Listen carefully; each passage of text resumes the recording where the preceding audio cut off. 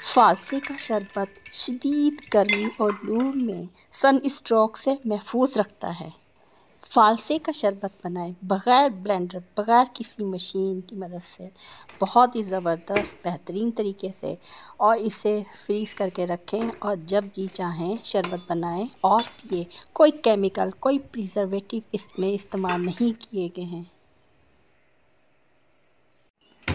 गर्मियों में बर्फ़ को जमाएं घंटों के बजाय मिनटों में। घर में ही बहुत ही कम कीमत में मज़ेदार चटनी, मुरब्बे बनाएं, रोल पराठा बनाएं और बच्चे इसे बहुत शौक़ से खाते हैं। और ये बहुत ही हाइजेनिकली तौर पर और कम कीमत पर घर में ये मुरब्बे, चटनियाँ तैयार होते हैं। इसे रोटी पर भी इसी तरह ब्रेड पर भी लगाएं। जैम की ज़रूरत नहीं, एक तो जैम महंगी भी बहुत मिलते हैं और उसमें प्रिजर्वेटिव शामिल होते हैं, इसमें कोई प्रिजर्वेटिव नहीं। ये कम कीमत होने के साथ साथ हमारी हेल्थ के लिए भी बहुत बेहतरीन है ये। अगर आपको मेरी वीडियो पसंद आई हो तो काइंडली मेरे चैनल को ज़रूर सब्सक्राइब करें, बेल आइकन को ज़रूर प्रेस करें, लाइक करें, शेयर करें।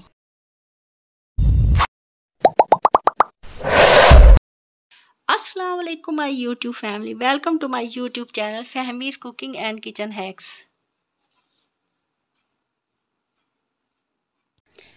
फालसे का शरबत शदीद गर्मी और लू में सन स्ट्रोक से महफूज रखता है।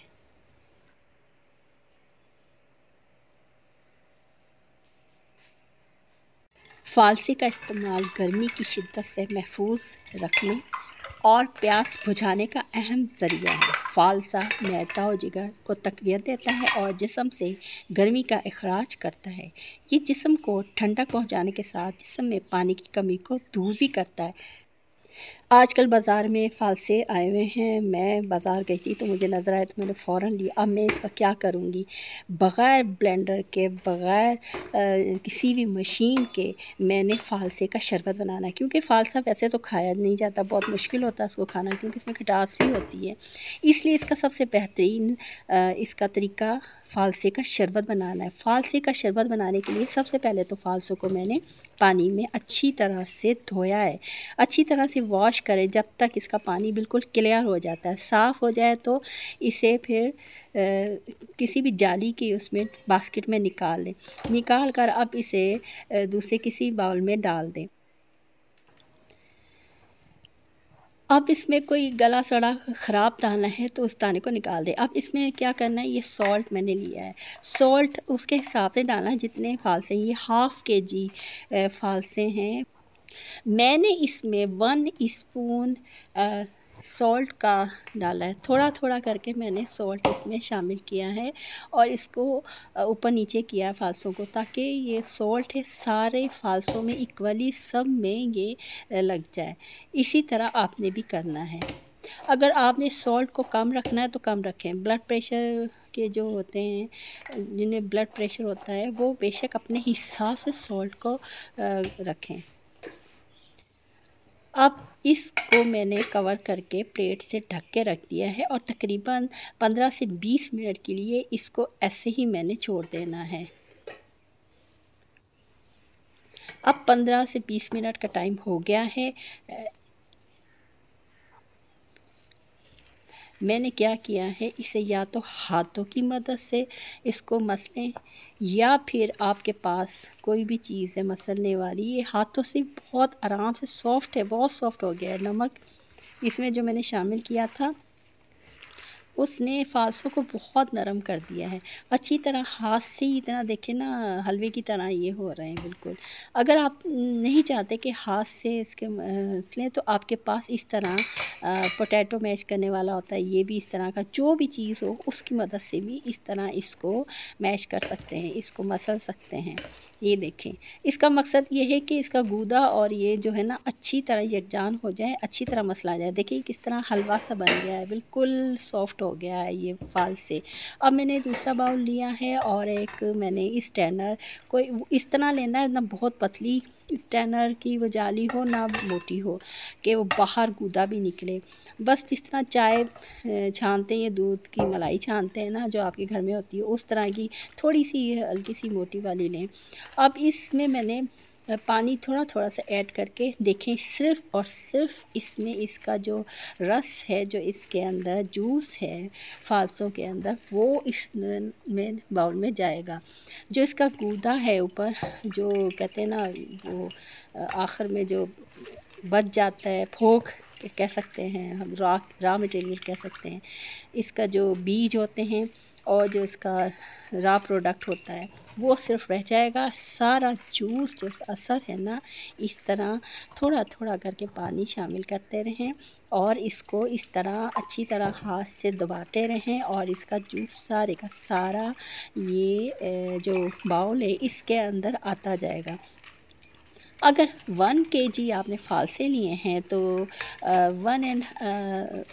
1 लीटर या 1.25 लीटर पानी आप उसमें शामिल कर सकते हैं। अगर आधा kg है तो मैंने तो 1/2 लीटर से थोड़ा सा ज़्यादा पानी डाल दिया। पानी का कम या ज़्यादा होने की बात नहीं है, आप अपना जायके के हिसाब से देख लें कि आपको किस तरह जायका पसंद है। अगर खट्टा पसंद है, ज़्यादा खट्टा पीना है, तो थोड़ा सा आप शरबत की जो बनेगा ये ज़्यादा मिक़दार में ले लें गिलास में। अगर आपको इतना पसंद नहीं है तो आप उसी हिसाब से कम या ज़्यादा कर सकते हैं। इसलिए पानी का इसमें कोई मेरे ख़्याल में तो अंदाज़ा नहीं होना चाहिए कि कम है या ज़्यादा, क्योंकि हमने वो शरबत नहीं बना के रखना जैसे वो बोतलों में बनता है शरबत, वो वाला नहीं। अब ये देखें, इसमें से मैंने सारा फोक ये निकल गया है, खुश्क बिल्कुल ड्राई कर दिया मैंने, ज़रा सा भी नहीं उसमें ना जूस छोड़ा। अब ये सारे का सारा जूस है। अब मैंने क्या करना है, इसको यानी कि स्टोर करना, फ्रीज़ करना है इसको मैंने, ताकि जब मुझे ज़रूरत हो, फ्रीज़र में ये चीज़ होती है कि वो ख़राब नहीं होता जो भी हम बनाए। अब मैंने गिलास में भी शरबत मैंने बनाना था तो मैंने गिलास में भी ये 2 डाले चम्मच, 3 डाले, ये 3 और या 4 तकरीबन चम्मच ये वाले स्पून से 1 क्यूब का भरा था। इसलिए मैं इस स्पून से डाल रही हूँ ताकि मुझे अंदाज़ा हो जाए कि कितने चम्मच इसमें क्यूब में तैयार हुई है। 1 क्यूब में 3 से ज़्यादा ये स्पून से ये भरा है। अब वो देखिए जूस फिर भी बच गया है। मैंने क्या किया, दूसरा मेरे पास क्यूब का था वो भी मैंने उसमें भी डाली। अब मैंने इसे क्या किया, फ्रीज़र में रख लिया।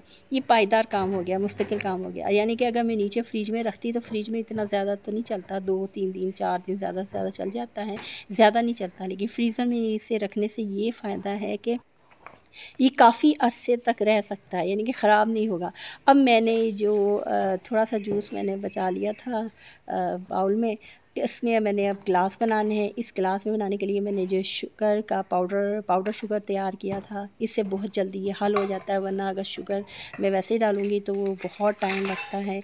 इसलिए फिर मैंने वो शुगर पाउडर इसमें शामिल किया। अपने हिसाब से मिठास मैंने देखी थी कि बहुत सारी बर्फ़ उसमें डाली है, बहुत ज़्यादा। जितना ये कूल होगा, जितना ये ठंडा होगा, उतना ही हमें सुकून मिलेगा। और बहुत मज़े का जायका इसका था। मैंने पिया इसको बनाने के बाद, मुझे बहुत मज़े का लगा। अब ये जो मैंने रिफ़्रेशिंग समर ड्रिंक का ये मसाला बनाया, ये मेरे बड़ा ही काम आता है। हर चीज़ में जिसमें भी मैं इसमें शामिल करती हूँ, उसी में उस चीज़ को, शरबत को, उस ड्रिंक को, समर ड्रिंक को बहुत ही रिफ़्रेशिंग करता है, बहुत मज़ेदार करता है। और इसका जायका, इसमें जो मैंने चीज़ें शामिल की हैं उनके फ़ायदे भी बहुत हैं और उनका जायका भी बहुत मज़े का लगता है। अगर आपको मेरी वीडियो पसंद आए तो काइंडली लाइक करें, सब्सक्राइब करें, शेयर करें, कमेंट करें। गर्मी में मशरूबात बनाने के लिए चीनी ज़रूरी होती है, चीनी के बगैर मशरूबात नहीं बनते।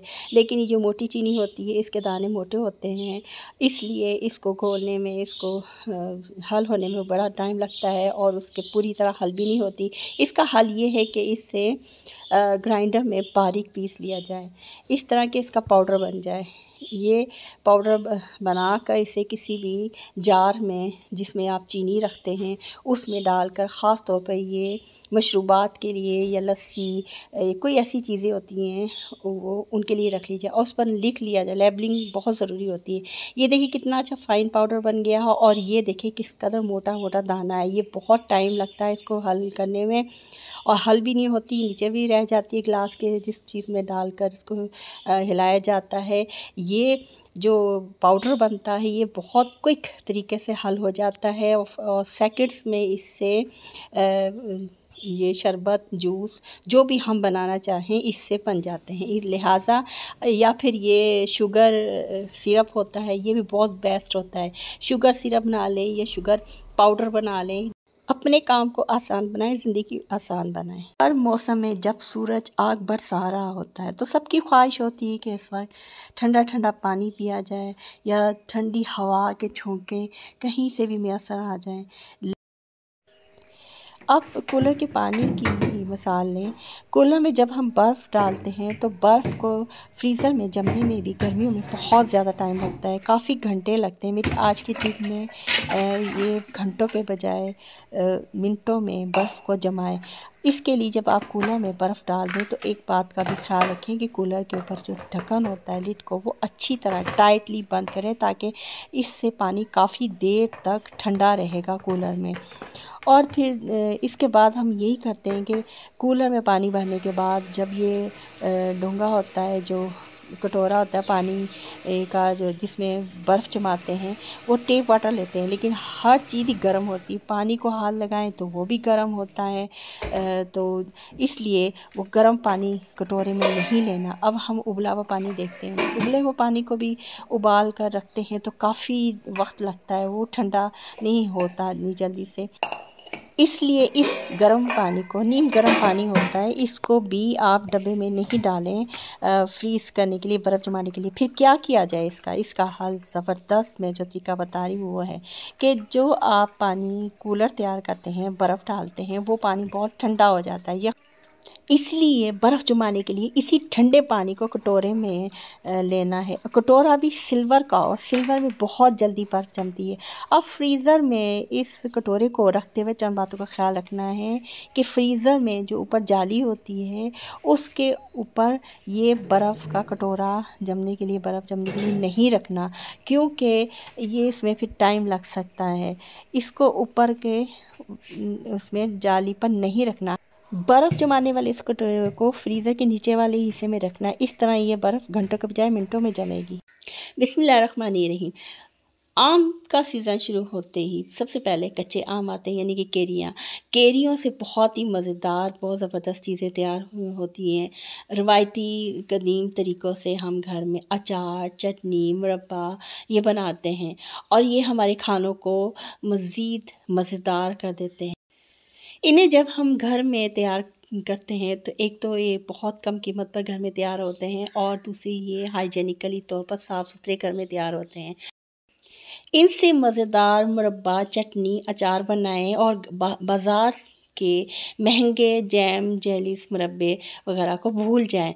अगर कभी हमारा खाने को दिल ना करे सालन वगैरह तो इन्हीं को आप जैम के तौर पर इस्तेमाल करें। यकीन करें ये बहुत ही मज़े के ये जैम बनते हैं। मुरब्बा, चटनियाँ जो होते हैं बाज़ार के महंगे जैम वगैरह को आप भूल जाएं, आप घर में इस तरह तैयार करें। मेरी आज की रेसिपी भी यही है। मेरे घर में मुरब्बा तैयार कर रही हूँ बहुत मज़े का। इसके लिए मैंने कच्ची कैरियाँ ली हैं। ये कैरियाँ बिल्कुल फ्रेश हैं और मैंने दरख्त से ख़ुद उतारी थी। हमारे घर के करीब दरख्त था तो वहाँ से मैंने ये कैरियाँ उतारी हैं।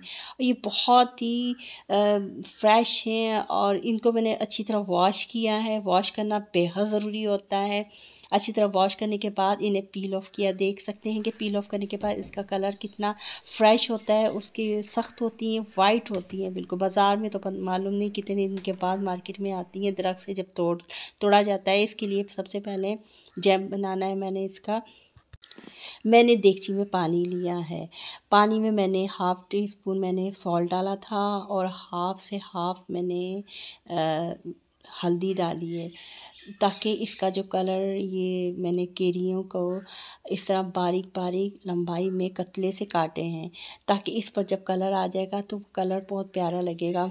ये मैं जैम बना रही हूँ, उससे मुरब्बा भी आप कह सकते हैं। हमारे घरों में, रिवायती घरों में ये शुरू से ये जैम, चटनी, अचार, ये चीज़ें बनती है। एक बॉयल करना है बस इसको, एक बॉयल आने के बाद, ज़्यादा नहीं पकाना। एक बॉयल आने के बाद पानी इसका स्ट्रेनर से स्ट्रेन कर दें और ये केनिया देखें मैंने जिस बर्तन में आपने पकाना है उसमें ना डाल दें। अब इसके बाद मैंने ना इसमें हाफ़ से थोड़ा सा ज़्यादा मैंने इसमें शुगर ऐड की थी। अब ये गरम है चूँकि, तो इसको अच्छी तरह आपस में मिक्स कर दें और ये बिल्कुल इसमें हल हो जाएगी चीनी।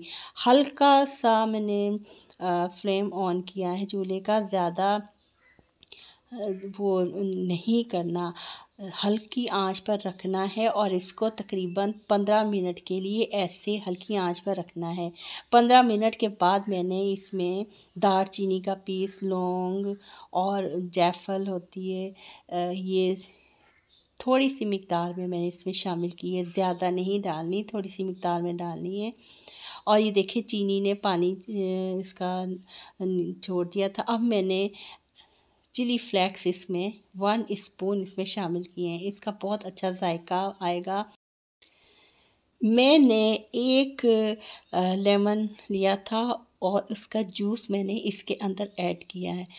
इससे वो चीनी जो सख्त हो जाती है वो नहीं होती, और क्रिस्टलाइज हो जाती है चीनी, वो नहीं होती है और ये बिल्कुल लिक्विड की तरह रहती है। जैसे शीरा सा बनता है ना चीनी का, वैसे ही रहेगा, जमेगा नहीं।